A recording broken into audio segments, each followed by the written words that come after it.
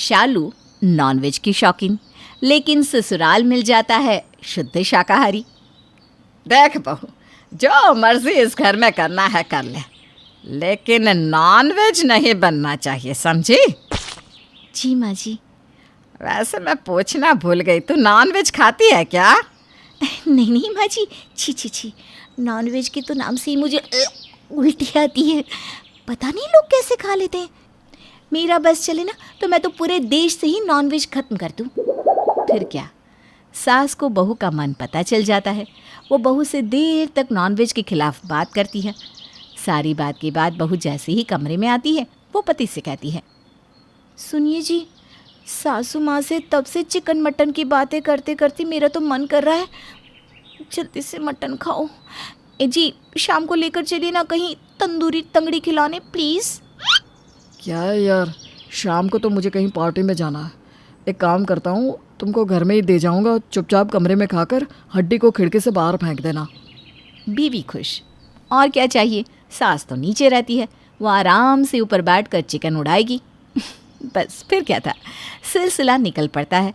सास को पता भी नहीं चलता और बहू रोज़ खूब नॉनवेज खाती। फिर एक दिन, बहू, आज मैंने कढ़ी बनाई है, मेरे हाथ की कढ़ी खाएगी ना तो हाथ चाटती रह जाएगी।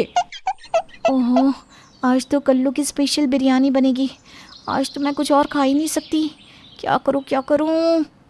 अब माँ जी, मैं ना आज कुछ नहीं खाऊंगी। वो क्या है ना, जब से मुन्ना हुआ है मुझे डॉक्टर ने हफ्ते में एक दिन कम खाने को कहा है। अब सुबह नाश्ता इतने अच्छे से कर लिया है कि मन ही नहीं कर रहा कुछ खाने का। वाह बहू वाह, ये तो बहुत अच्छी बात है। वैसे मुन्ना कहाँ है? माँ जी, वो स्कूल गया है, आता ही होगा। तभी शालू का बेटा घर आता है। मम्मी मम्मी, भूख लगी है, कुछ खाने को दो ना। अरे बेटा, कढ़ी बनाई है दादी ने तेरे लिए, खा ले। नहीं, मैं तो मम्मी वाला पनीर खाऊंगा जो मम्मी खाती है। शालू बेटे की बात सुनकर ही परेशान हो जाती है, क्योंकि जब भी वो मुर्गा या बकरा खाती तो बेटे को कहती कि ये पनीर है। अब शालू डर जाती है। मम्मी का पनीर वो कहाँ है बेटा? बहू क्या कह रहा है ये? माँ जी, वो क्या है ना, ये दवाई नहीं खाता ना तो मैं इसे पनीर के बीच में रख कर पनीर खिला देती हूँ। वो क्या है ना, वो उसी को बोल रहा है पनीर पनीर। अच्छा अच्छा। वैसे बहू, काम वाली बोल रही थी कि हम लोगों के घर के पीछे रोज़ होटल का खाना फेंका होता है। पता नहीं कौन रोज़ रोज़ बाहर का खाना खा रहा है और हमारे घर के पीछे फेंक देता है। शालू के तो लगभग होश उड़ने ही वाला होता है। वो क्या है ना माँ जी, मुझे लगता है कि पड़ोसन सीमा है ना, हाँ वही रोज़ रोज़ खाती होगी बाहर का खाना। अरे वो तो एक नंबर की कंजूस है, वो घर में ही खाना नहीं बनाती तो बाहर से क्या लाएगी? घर में नहीं बनाती क्योंकि बाहर से लाती है ना माँ जी। वैसे भी बाहर भी तो नहीं निकलती, रोज़ रोज़ बाहर का खाती होगी तो पेट खराब ही रहता होगा उसका, और बैठी रहती होगी सारा दिन वॉशरूम में। क्यों माँ जी? बहू की बात से सास हंसने लगती है। वो पोते को खाना पानी देने में बिजी हो जाती है और बहू सीधे भागती है कमरे में और चैन की सांस लेती है। हाँ, चलो कम से कम आज बची तो। मैं तो भूल ही गई थी कि रोज़ रोज़ खिड़की के बाहर हड्डी फेंकती हूँ। वो तो भला हो गली के कुत्तों का जो हड्डी खा लेते, लेकिन थैली, अरे बाप रे भगवान, आज तो बच गई लेकिन फिर नहीं बचूंगी। शाम को पति आता है और हाथ में होता है कल्लू का स्पेशल बिरयानी वाला पैकेट। हाय मेरी शालू, ओ मेरी शालू, ये लो, 1 घंटे की लंबी लाइन में लगकर तेरे लिए स्पेशल बिरयानी लेकर आ रहा हूँ। लाओ लाओ लाओ, मैं तो कब से इंतज़ार कर रही हूँ। पहले जल्दी से दरवाज़ा तो बंद कर लो। बस फिर क्या था, फटाफट बिरयानी निकाल कर बहू खा ही रही होती है कि दरवाज़ा खटखटाने की आवाज़ आती है। लगता है मुन्ना आ गया है। अरे उसे भी खिला दो ना। अच्छा ठीक है, खोल दो दरवाज़ा। लेकिन ये क्या, जैसे ही दरवाज़ा खुलता है सामने खड़ी होती है सास। सास को देखकर शालू के होश उड़ जाते हैं। मम्मी जी, आप यहाँ मतलब बहू के हाथ में बिरयानी की प्लेट और बहू के हाथ में टंगड़ी देखकर सास को आ जाता है गुस्सा। ये क्या है बहू, तो ये क्या खा रही है? रिक्की, क्या जवाब है? मम्मी मैं वॉशरूम जा रहा हूँ। रिक्की तो वहाँ से निकल जाता है, लेकिन सास के साथ छोड़ जाता है शालू को, जो कल्लू की बिरयानी के मज़े उड़ा रही थी। लेकिन सास के आने से सारे रंग में भंग पड़ जाता है। तभी पीछे से मुन्ना भी आ जाता है। दादी दादी मैं इस पनीर की बात कर रहा था। मम्मा मैं भी पनीर खाऊंगा, ये वाला।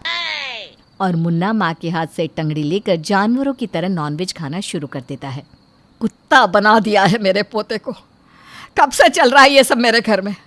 और बहू, तू जो बड़ी बड़ी बातें करती थी, आज पता चला कि तू मेरे हाथ की कढ़ी क्यों नहीं खा रही थी।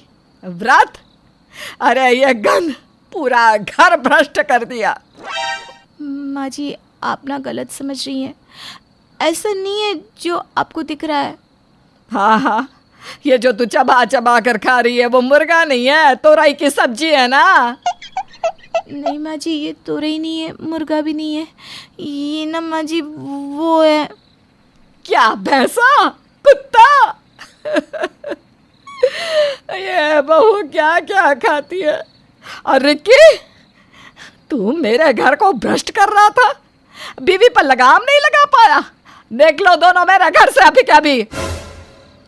बहू परेशान, करे तो क्या करे। अरे सास तो अब मानने का नाम ही नहीं ले रही है। कैसे उसे समझाए, क्या समझाए। अब तो सास को पागल भी बनाना मुश्किल हो रहा है। तभी रिक्की आ जाता है। रिक्की के हाथ में झाड़ू होती है और वो शालू को मारना शुरू कर देता है। क्या कर रहे हो? रिक्की शालू को आंख मारता है और वो समझ जाती है और जोर जोर से चिल्लाने लगती है। नहीं जाऊंगी मैं, इसके शरीर को नहीं छोड़ूंगी। कैसे नहीं जाएगी मेरे बीवी के शरीर से? निकल यहाँ से। अरे ये क्या हो रहा है? और बहू किसकी आवाज में बात कर रही है? माँ, वो हमारी पुरानी नौकरानी थी ना, वो विमला। हाँ माँ, वो एक दिन ना मुर्गा खा रही थी। गले में हड्डी फंस जाने से उसकी मौत हो गई। तो हर बुधवार को उसकी आत्मा शालू के शरीर में आ जाती है और मुर्गा मांगती है।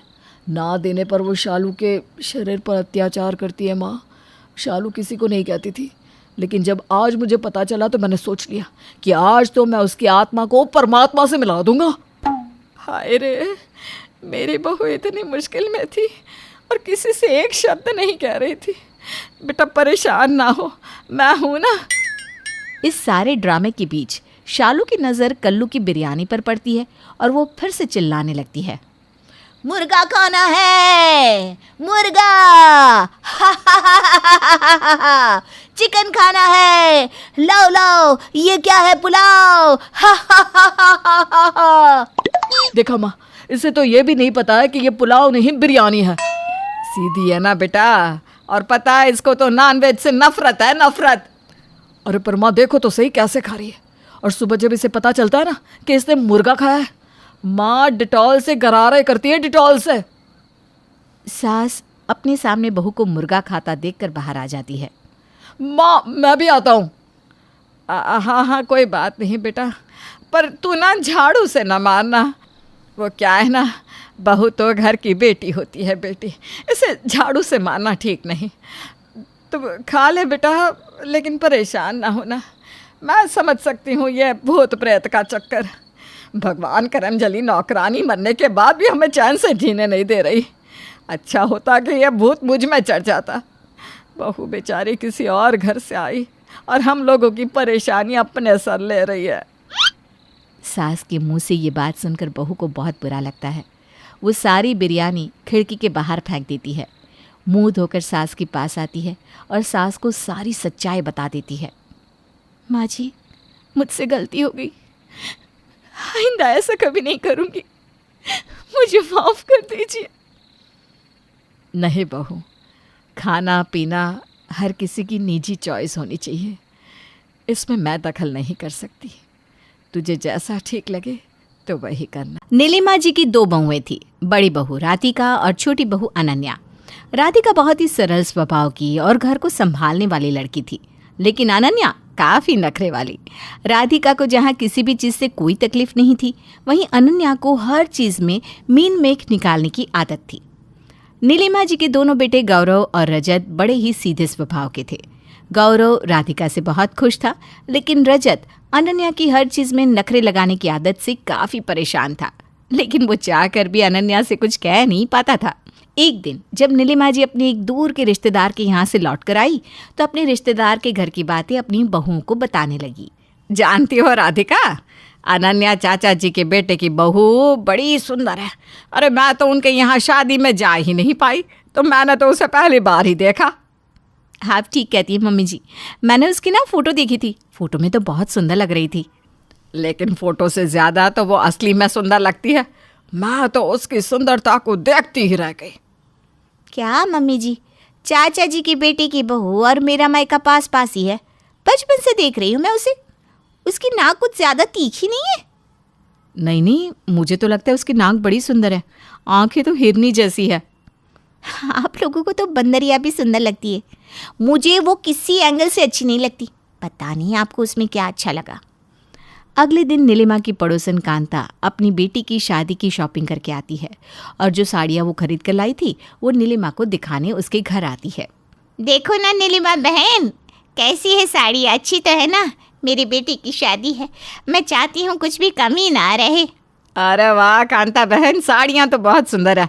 कौन सी दुकान से लेकर आई हैं आप? अगली बार मैं भी वहीं से लेकर आऊँगी। मैं जानती हूँ आपकी साड़ियों की पसंद बहुत अच्छी है नीलिमा जी, आप रोज़ इतनी सुंदर सुंदर साड़ियाँ पहनती हैं ना बस इसीलिए तो आपकी राय लेने चली आई। देखिए, अगर इनमें से कुछ भी अच्छा नहीं है ना तो आप बता सकती है, मैं वापस कर दूँगी। दुकान वाले से पहले ही बात कर ली है मैंने। देखिए, मैं आपका मन रखने के लिए बिल्कुल नहीं कह रही हूँ, लेकिन ये साड़ियाँ वाकई में बहुत खूबसूरत है और आपकी बेटी पर तो बहुत अच्छी लगेंगी। अरे राधिका बहू, अनन्या बहू, तुम भी आजकल के ज़माने की लड़कियां हो, ज़रा देखकर बताओ ना सही से, साड़ियाँ अच्छी तो है ना? वाह आंटी, ऐसा लगता है जैसे आप पूरा का पूरा नया कलेक्शन उठा कर ले आई हैं। साड़ियाँ बहुत खूबसूरत है। वैसे आंटी, ये सारी साड़ी आपने कहाँ से खरीदी? वो मेन मार्केट में नया शोरूम खुला है ना, बस वहीं से। मैंने सुना था वहाँ का कलेक्शन बहुत अच्छा है। क्या आंटी जी, आप भी लोगों की बातों में आ गई। और वैसे भी आप जिन साड़ियों को नए फैशन के समझ रही हैं ना, बहुत ओल्ड फैशन है। ये तुम क्या कह रही हो बेटा? अब देखिए ना, इस तरह के कलर कौन पहनता है? मुझे तो लगता है आपको ये सारी साड़ियाँ वापस दे देनी चाहिए। मुझे तो इनमें से एक भी पसंद नहीं आई। ऐसा क्यों कह रही हो बेटा? हर एक साड़ी 5-5 हज़ार की खरीदी है मैंने। ओह, फिर तो और भी बुरा हुआ। ऐसी साड़ियाँ तो आज से 10 साल पहले मेरी मम्मी पहना करती थी। इसके लिए आपको नए शोरूम जाने की क्या ज़रूरत थी? किसी भी पुरानी दुकान से खरीद लाती। अनन्या की बात सुनकर कांता जी का चेहरा उतर जाता है और वो सारी साड़ियाँ लेकर वापस चली जाती है। लेकिन नीलिमा को ये बात बिल्कुल अच्छी नहीं लगती। कुछ दिनों के बाद, अच्छा राधिका, अनन्या, मेरी एक सहेली ने नया रेस्टोरेंट का उद्घाटन किया है और आज शाम को हमें खाना खाने के लिए बुलाया है, तो तुम दोनों भी मेरे साथ चलो। ठीक है मम्मी जी। ठीक है मम्मी जी, हम आपके साथ चलते हैं। कितने बजे चलना है? बस तुम जल्दी से तैयार हो जाओ, फिर हम वहाँ पर चलते हैं। नीलिमा अपनी दोनों बहुओं राधिका और अनन्या के साथ अपनी सहेली के नए रेस्टोरेंट पहुंचती है। अरे आओ आओ नीलिमा जी, मैं आप ही का इंतज़ार कर रही थी। ये देखिए, मेरे बेटे ने नया होटल शुरू किया है और आज उद्घाटन के मौके पर आप हमारा खाना खाएंगी। इस बात के लिए बहुत बहुत शुक्रिया। ये मेरी बहू हैं, बड़ी बहू राधिका और छोटी बहू नीलिमा। आओ बेटा, तुम भी आओ। वैसे रेस्टोरेंट का इंटीरियर तो आपने बहुत ही अच्छा करवाया है। कोई नए ज़माने का इंटीरियर डिज़ाइनर लिया था क्या? बिल्कुल ठीक पहचाना आपने। आप तो इस उम्र में भी सब कुछ समझती हैं।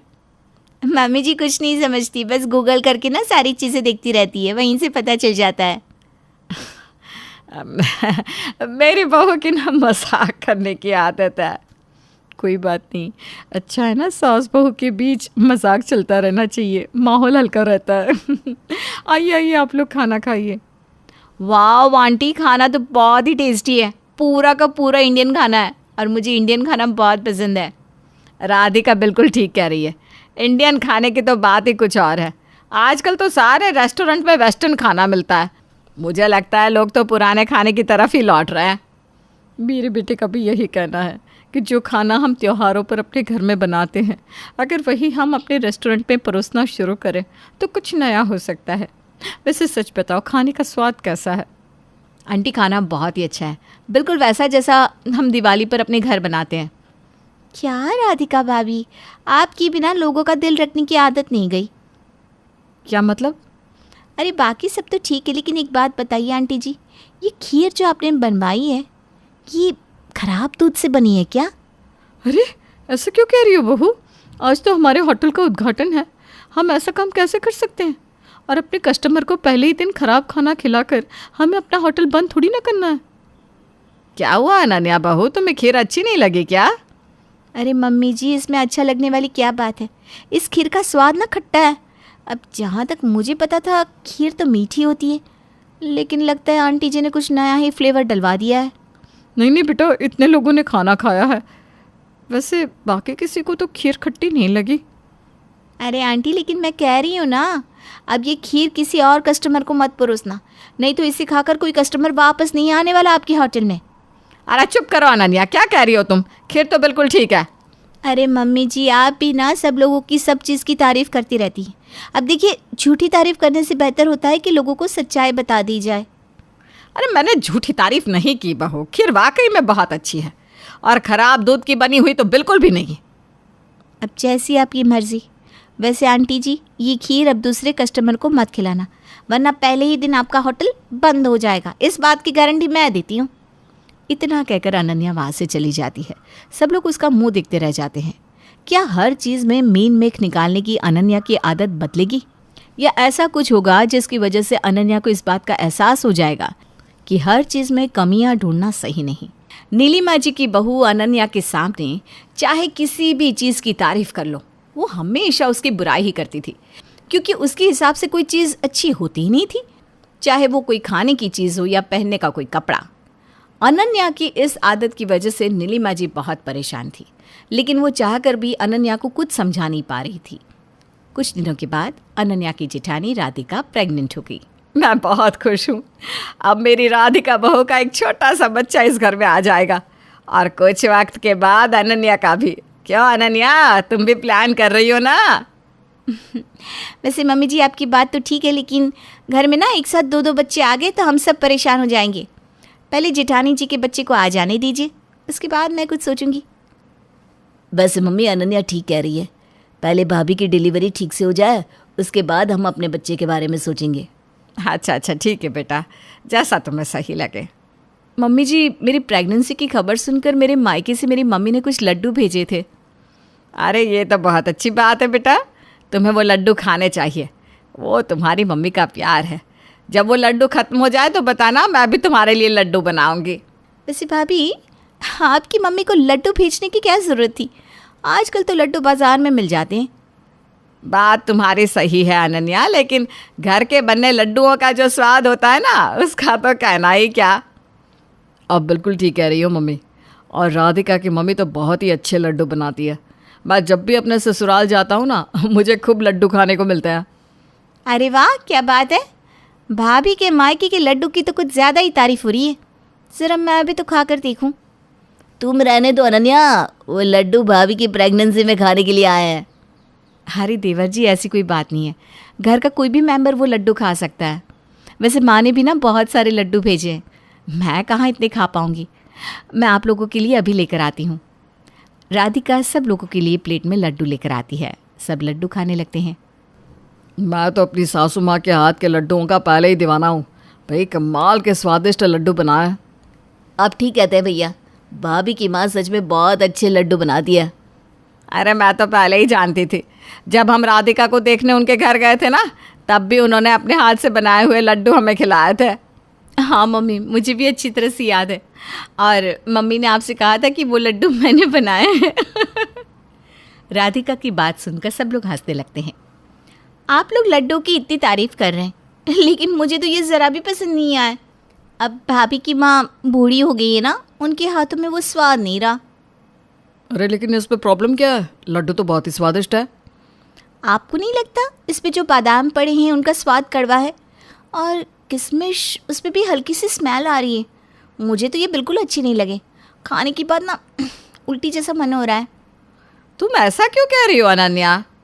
अरे मम्मी जी, अब मैं तो हमेशा सच ही बोलती हूँ, भाभी आपको बुरा लगा हो तो आई एम सॉरी।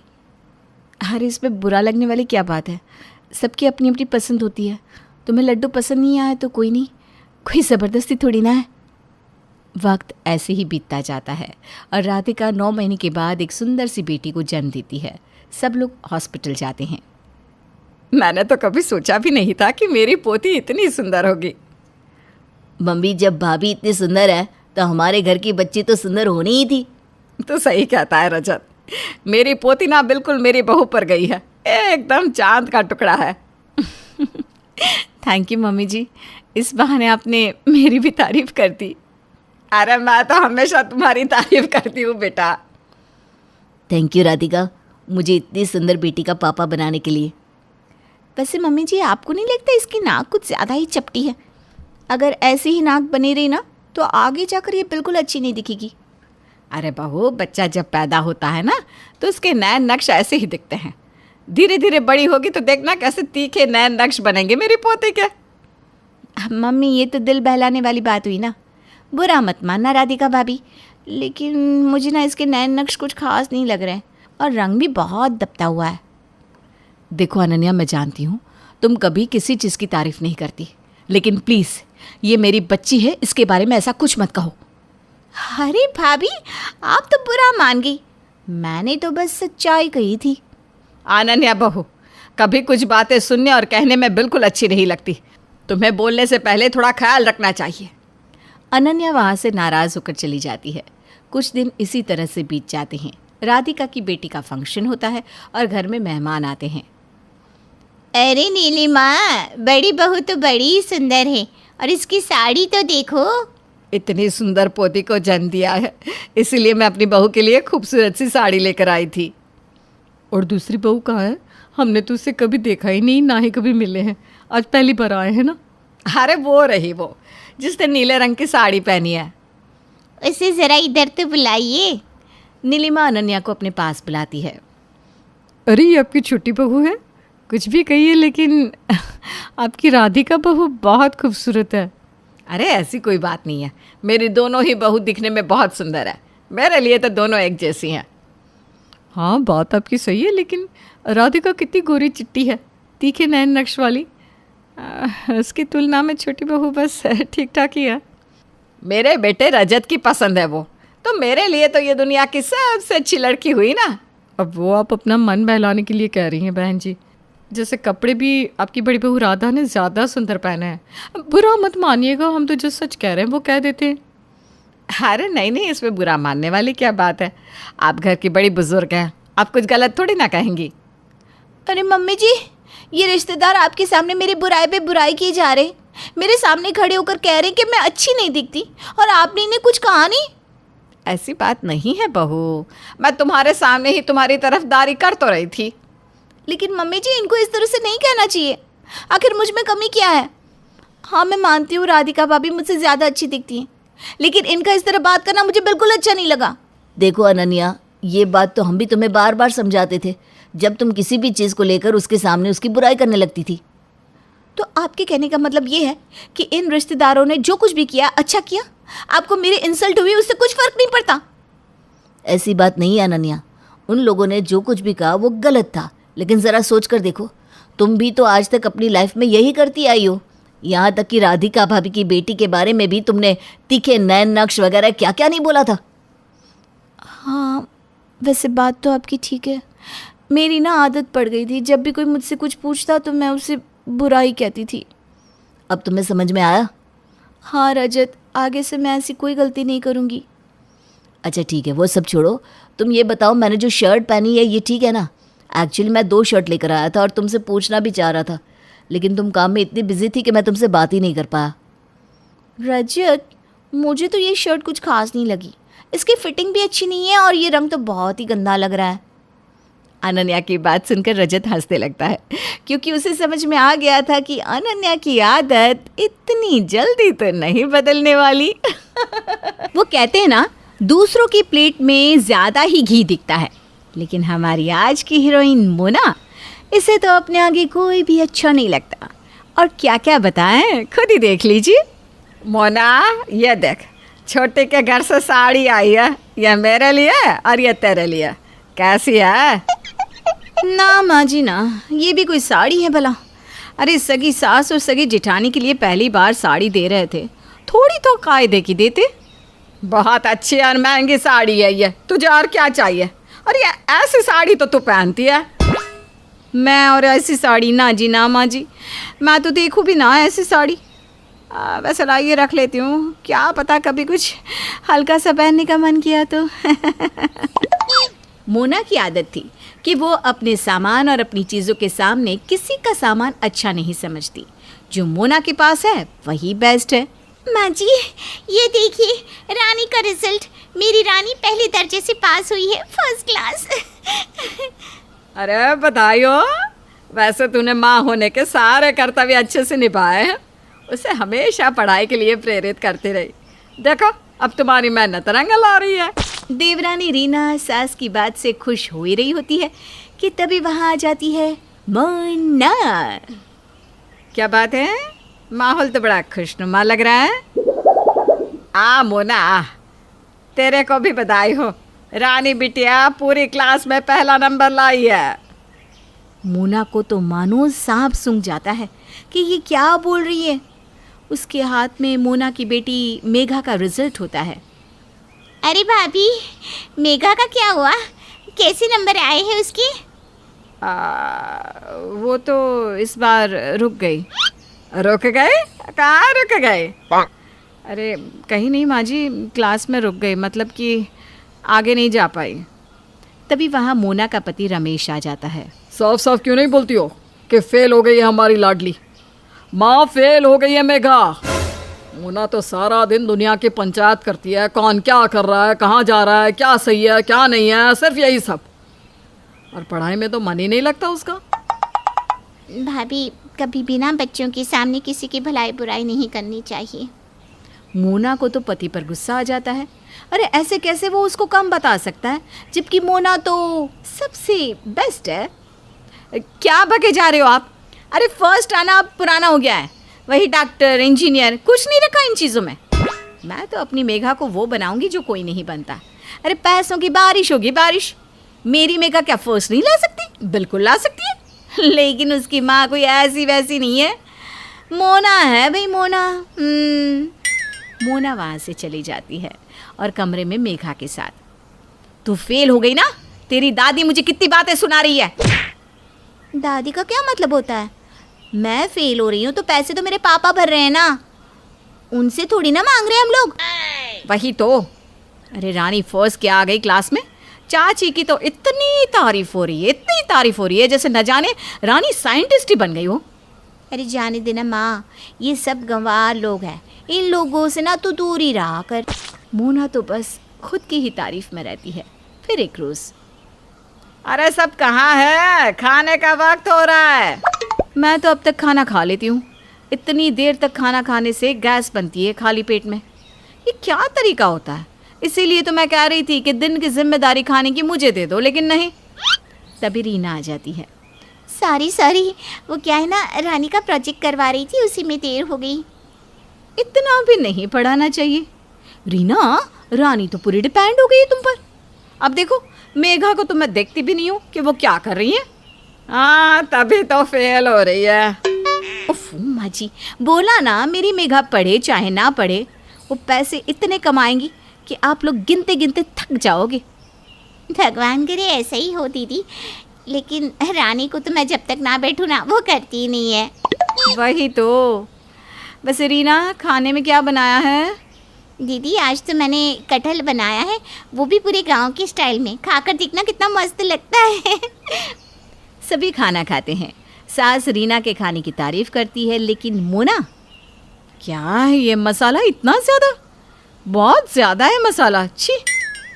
खाने को छी नहीं बोलते, अच्छा तो लग रहा है। दीदी कोई बात नहीं, आपको अच्छा नहीं लगा तो ये सूखे आलू खा लीजिए, इनकी टिफ़िन के लिए बनाए थे। रीना मोना के पास से कटहल ले लेती है। हाँ बहू, तू ये खा ले। वैसे अगली बार रीना मोना कटहल बनाएगी तो तू देख लेना कि कैसे बनाती है। अरे नहीं, आलू नहीं, यही लाओ। अब दे दो थोड़ा कटहल। लेकिन रीना, ये तरीका नहीं होता है कटहल बनाने का। असल तरीका क्या होता है ना, वो मैं तुम्हें सिखा दूंगी। फिलहाल तो जो बन गया है वही ठीक है। रीना को इस बार गुस्सा आ जाता है। हर बार कभी कपड़ों की तो कभी खाने की तो कभी बच्चों की परवरिश की बुराई सुन सुनकर रीना परेशान हो जाती है। वो सोचती है कि वो अब तो मोना को सबक सिखा कर रहेगी, लेकिन तभी सास उसे रोक देती है मोना के जाने के बाद। क्या है मम्मी जी, रोज रोज दीदी ऐसे ही करती है, हम लोगों को हर बात पर नीचा दिखाती है। देखो, क्या फ़ायदा है घर में कलेश करवा कर, जो हो रहा है होने दो। लेकिन रीना, उसका तो खून खौला होता है। फिर अगले रोज़ घर में बुआ सास आती है। अरे मोना बहू, मेरी साड़ी तेरी साड़ी तो एक जैसी है, कहाँ से ली? कला केंद्र से, पूरे 2200 की है। हाँ, मैंने भी वहीं से ली, लेकिन सेल से। हाँ, सिर्फ 1000 रुपये में। मोना बुआ सास के नज़दीक जाती है, उनकी साड़ी को ध्यान से देखती है और ना वो बात नहीं है। कौन सी बात? अरे मेरी साड़ी वाली, मेरी साड़ी महंगी है और क्वालिटी भी लाजवाब। ये तो वो वाली साड़ी है, क्यों माँ जी? मोना सास पर सवाल की बाल मारती है, लेकिन सास बेचारी हैरान कि कौन वाली, वो मतलब? अब कौन वाली मोना? कला केंद्र की सारी साड़ियाँ एक जैसी होती है, और मेरी ननद को तो ना शुरू से अच्छा पहनने की आदत है। होगी, लेकिन ये साड़ी, बुरा न मानना बुआ जी, मेरी काम वाली जो आती है ना, वो यही पहनती है। हाय रे, ये क्या बोल गई मोना? अब तक तो मोना का मैच झेला जा रहा था, लेकिन अब नहीं। अब तो बुआ जी के कहर से मोना को कोई नहीं बचा सकता। और रीना भी तो इसी वक्त का इंतजार कर रही थी। अच्छा मोना, जरा हम भी तो मिले तेरी नौकरानी से, और अब तो तीनों साड़ियों को मिलाया जाएगा। तेरी साड़ी की क्वालिटी बहुत अच्छी है ना, चलो वो भी देख लेते हैं। तभी एंट्री होती है नौकरानी की।